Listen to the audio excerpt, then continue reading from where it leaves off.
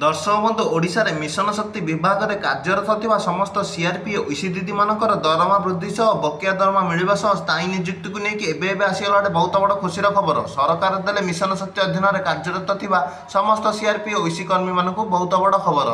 तेज CRP और EC दीदी मान कौन आसी बड़ खबरटी जानापी भिडियोटी को शेष पर्यंत निश्चय देखूँ। जदि चैनल टी नुआ कर तेज चैनल टी लाइक और सब्सक्राइब करने सह पाखे घंटी चिन्हटी को ऑल सेट कर दिंतु। दर्शक बंधु मिशन शक्ति अधीन जो सीआरपी और ईसी कर्मचारी मैंने काम कर बहुत दिन अपेक्षा कर सरकार केबे दरमाटी वृद्धि करेंगे और बहुत दिन मिल न था बकिया दरमा केबे देवे तेज से आसी गोटे बहुत बड़ खुशी खबर।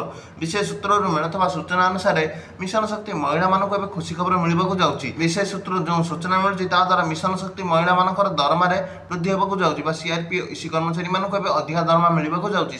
दरमाटी 8,000 टकर 9,500 टका भितर होबार अधिक संभावना रोचे जहाँ विशेष सूत्र सूचना मिलूँ। मिशन शक्ति महिला मानक सरकार खूब शीघ्र स्थायी नियुक्ति देवा सहित बकिया दरमा सरकार खूब शीघ्र देवाक जाऊँगी।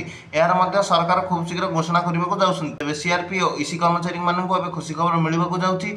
जो जिन बहुत दिन अपेक्षा करते खूब शीघ्र होगा जाऊँगी। सरकार से बहुत शीघ्र खुशी खबर देवाक जाऊँगी। यह आज खबर भिडियोटी भल लगे भिडियोटी को लाइक चैनल टी सब्सक्राइब कर दिखाँ।